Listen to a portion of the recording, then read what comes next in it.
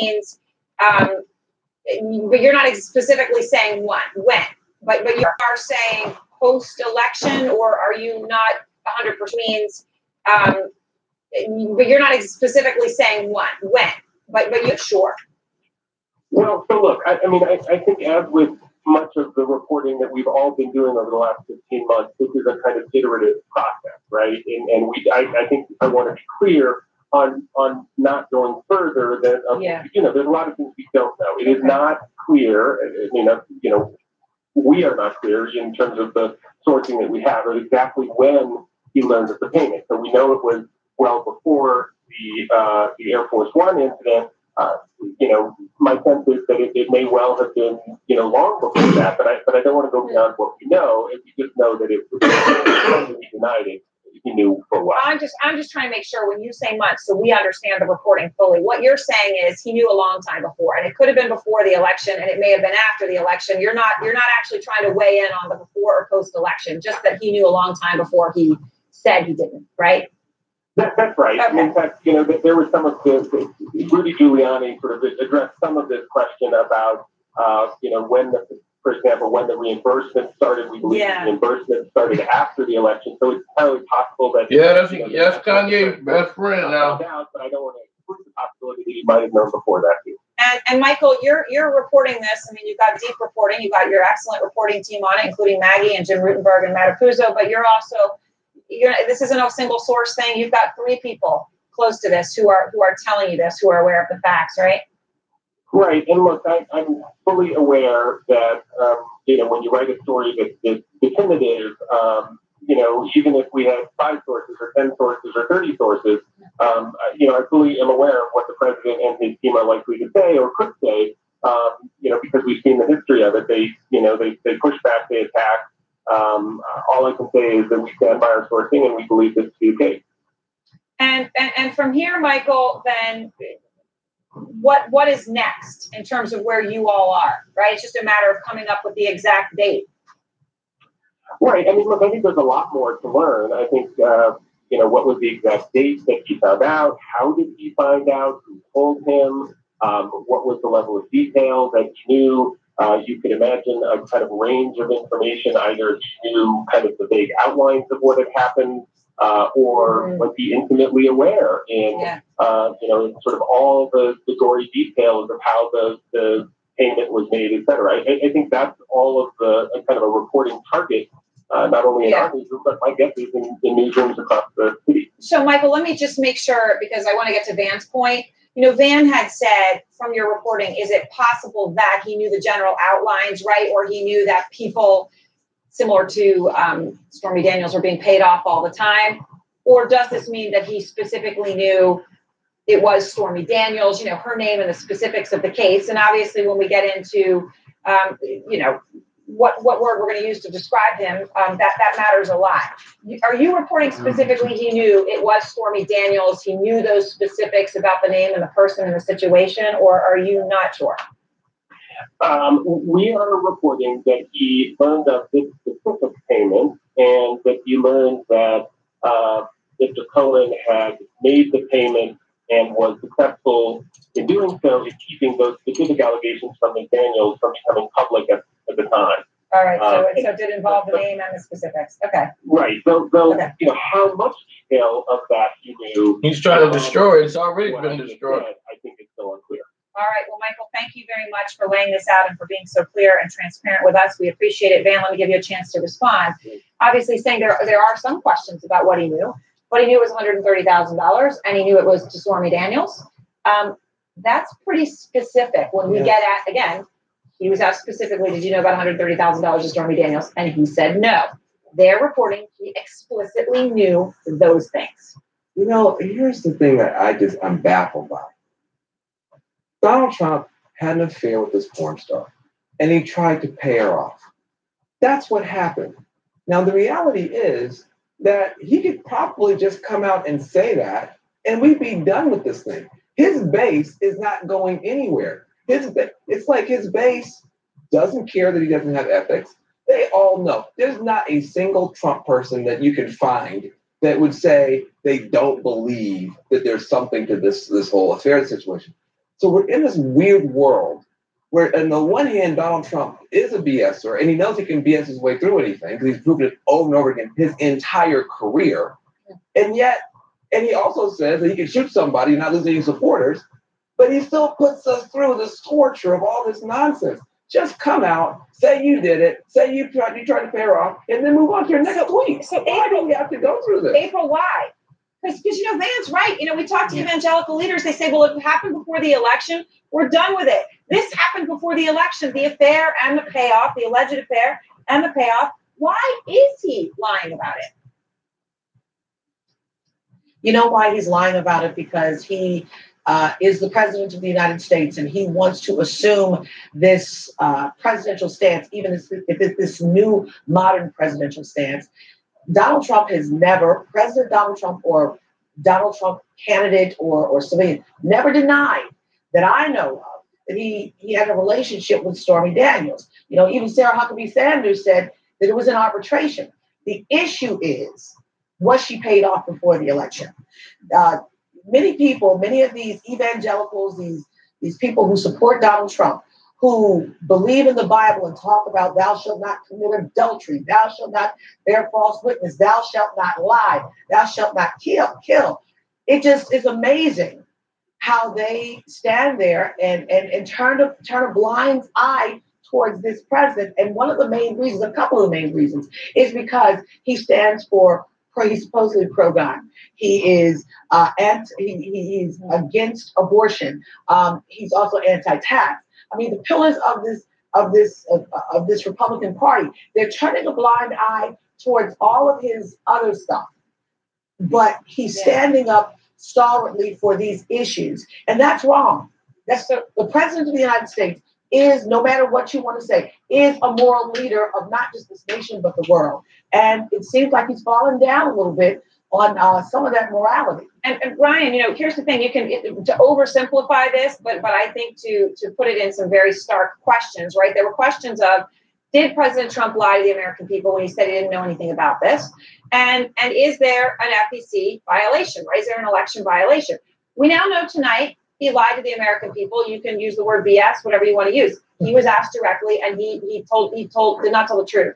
The FEC violation, you heard from Michael Shear, is still very much an open question, because he's saying it months could refer to not just 2 or 3. It could refer to significantly before. They do not know if he possibly knew about this before the election. Yeah. I mean, I agree with Van about how baffling it is that they don't understand that the easiest way to sort of move past this is just to put out a few sentences in clear English of what happens. I mean, does anyone think it's off-brand for Donald Trump to have had a one-night stand with someone? No. I mean, I hate to say it, but his staunchest supporters knew who he was. That is the brand. It was actually part of the brand. Absolutely. Now he might have personal reasons. He was married at the time. He had, I think his son was just born. So that's probably not a fun conversation he wants to have with Melania. But to go through this, we had the Cohen statement and what he said. He tried to, try to separate Trump from all this, and then to go through the ridiculousness with Giuliani, who just sort of speaking off the cuff. And now with Trump trying sort of to clean it up today, but not really. And now anonymous sources in the Times. I mean, just give a few sentences about what happened. I suppose, I don't think anyone believes it, but I suppose he could stick to his denial that the affair itself is made up. And he could say, but, he thought the allegation was so damaging that he had to enter into this agreement. But it's just so strange that they just don't stick with a single story. All right. Well, all of you stay with me, because obviously, as you raise that question, there is if you admit Stormy, do you need to admit anything else, right? We've got more breaking news tonight about Michael Cohen, the president's personal lawyer, the one who paid off Stormy Daniels. We're now finding out from the Wall Street Journal, he took out about $750,000 in loans during the 2016 campaign. For what? We'll be back. I'm Captain Obvious, and Hotels.com rewards me basically everywhere I stay. So why am I stomping grapes with aerobics enthusiasts near this B&B? or doing goat yoga at this mountain resort, or treating a destination wedding to the sweet sound of bug bongos. Because Hotels.com lets me do me. Where are my dogs at? Oh, here they are. Hotels.com. You do you and get rewarded. Take it away, Henry. There's nothing small about your business. With Dell Small Business Technology Advisors, you'll get the one-on-one partnership you need to grow your business. The Dell Vostro 15 laptop. Contact a Dell advisor today. Meeting people is my life. I had to be careful how Meeting people is I my would life. open my mouth because I was embarrassed to show my teeth. I'm embarrassed to show my little myself. teeth. I don't care about your teeth, homeboy.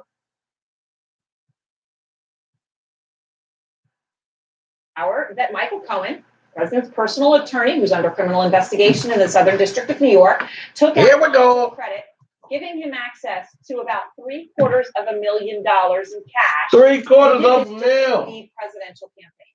Joining me now. Boy, I even got a deal. Ryan, who is one of the reporters breaking that story for the Journal. Okay, so your headline here, Rebecca, is this all happened during the election, during the campaign, when Donald Trump's an announced candidate for president. Michael Cohen suddenly gets access to how much cash? Well, he thank you for having me on, first of all. And it's about $750,000 through two financial transactions, just as the Donald Trump campaign was gaining momentum. And our story, the divisions are reporting some new facts about Mr. Cohen's personal financial dealings. It raises questions which we know are also being considered by federal law enforcement about how Michael Cohen was raising cash in 2015 and 2016, and what he did with that money, and whether it violates any laws. So he's got $750,000. He has the ability to use this money now, right? You're talking about for mortgages, increasing lines of credit, et cetera. Tell me what you understand about how this money was used, because I believe you are saying the Stormy Daniels payment was part of this $774,000. And then what do you know about the rest?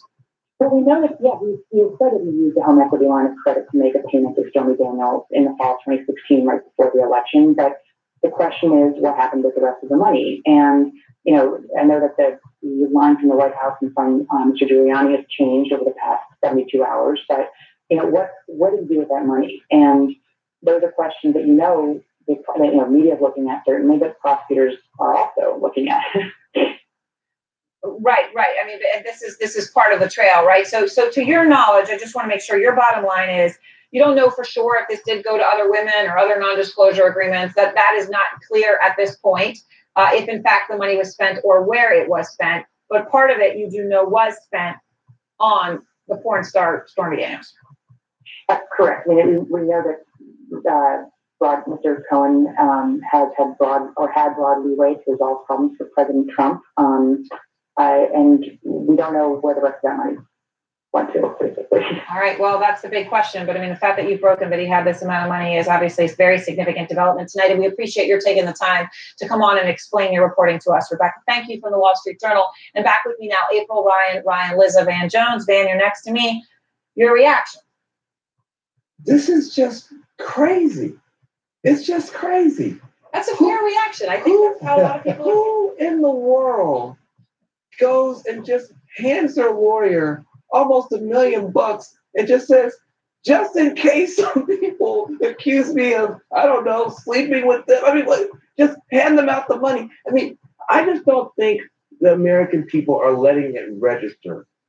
If you had a relative in your life that conducted themselves in this way, I just kind of have a friend that passes out money to solve problems for me because I have that many problems. You would call someone. You would want help for this person. You would not want this person to be the commander in chief. This is insane. None of this makes sense. I know lots of business people. I know lots of famous people. I know lots of celebrities. I don't know a single person that just has a random lawyer walking around with access to cash to solve problems for them. I don't know, maybe a mob figure, but I don't know any. And so this is absurd. It's insane. I mean, how is this happening? I'm sorry. This is late on Friday night. And yet, ridiculous. And yet it is happening. And April, it kind of makes Rudy Giuliani make complete sense to me. You know, everyone said, what was that crazy interview? Well, that interview was Rudy Giuliani maybe trying to get some of this stuff out. Well, I mean, he came out there and offered it out there that he, repaid Stephanie Clifford, Stormy Daniels, maybe because he knew all this stuff was going to break, and he poorly, but tried to get to be the guy to break it. Yeah. Right. Let's say this. I'm not going to give Rudy Giuliani all of the sanity, the umbrella for that. I'm just going to say it is some of what has transpired is starting to make sense. The question is, and Van is succinct with this. I'm just going to say this is not normal. It's not normal. And Van is right. Who has an attorney that does that kind of thing? Who has an attorney that does? And if they do have an attorney, that attorney is not ethical, and there is a chance for that attorney to be disbarred. And it looks like Cohen could wind up being disbarred. There are some issues here on the table, and the bottom line is you've got to follow the trail of money, and that's the big question. Where did all this money go? You know, where did it go? People being paid off for various things, but why pay these people off during this campaign time? This could be a major FEC violation, and it's not just a slap on the wrist. Oh, but it is already a major FEC violation. To pay people off, to shut them up, so information would not go out, so the American public would understand who they were voting for president. This is a huge deal. This could have helped to change the course of the 2016 presidential election, which is paying people off, making it rain. Although the Access Hollywood tape didn't, so I don't know. I mean, in a sense, what does this tell us to the point you all have been making that's different than that? Although this is obviously explicit payments and explicit action. You can't call it locker room talk.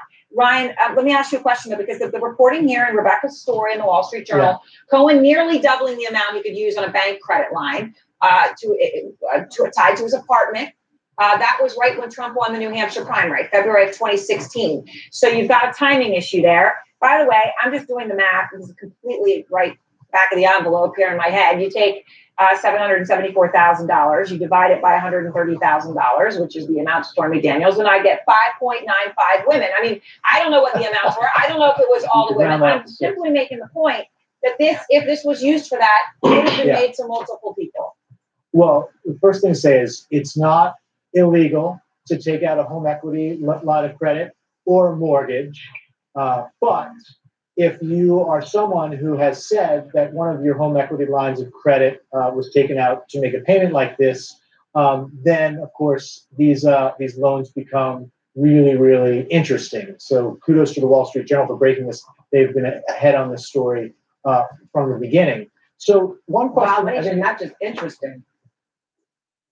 One question I think it raises, though, is we have two stories here. We have one story of Michael Cohen saying, I did this stuff sort of because, I knew the kind of work that had to be done. I didn't always have to tell the boss about it, right?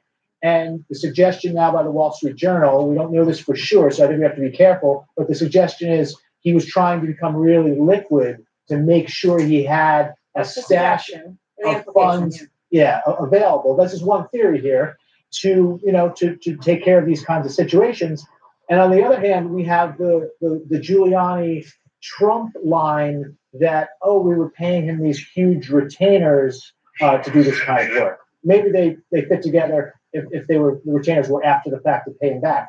But that's a sort of one of the mysteries. The other thing in the New York Times article, just to go back to the cash, they raised the interesting idea that the money to pay back Cohen was coming from, may have been connected to the Trump organization itself. And if that's true, then you've got the Southern District of New York with a sort of its nose into the Trump organization, not just Michael Cohen, and that opens up a whole new world. Remember, previously Trump had said if Mueller was looking into the Trump organization, he would consider that a violation. It is interesting, though, Van, when you take a step back here, the president's best defense at this point to say, for example, that he didn't lie about Stormy Daniels would be actually to seize on this Wall Street Journal and say, well, gosh, because it happened with so many women, I don't remember all of them. And I don't remember all of their payments. So therefore, I didn't lie to you on the specifics, because how would I remember one from another? I'm simply making the point that to get out of one situation, you have then a much bigger situation somewhere else. And that's where the president is overall right now. Legal peril here, when you try to pivot from that, you create the legal peril over here, an ethical dilemma here to get. That's what happens when you lead a sleazy life. And that the problem, I mean, the honest question a normal person would ask, again, if you're a neighbor or something like that, how much dirt are you doing? How much dirt are you doing that you need almost $1 million to get yourself out of it? And listen, Stormy Daniels got a little bit of money and then opened her mouth. Who didn't open their mouth? What else is there out there? Once you trace down all this money, assuming it all went out the door, I'm afraid. I mean, what has this president? Don't be afraid. Don't be afraid. Let it come. And I want everyone to know here, as we're covering all this breaking news, Van has an amazing show tonight, your next installment, talking to actress and activist Tracy Ellis Ross. Yes. Headline from what you're going to talk about? Well, she talks about not just her show, but also her mom. This is Diana Ross's daughter, who is now a star in her own right. And she tells stories about growing up with Diana Ross that are extraordinary to hear. Is going to be an amazing tweet fest that's going to happen. But, we have so much crazy news that we can't squeeze it all in. So, look, we're going to show it again. People to hear things that are uplifting about other things. And that is exactly what you're going to do. So thank you.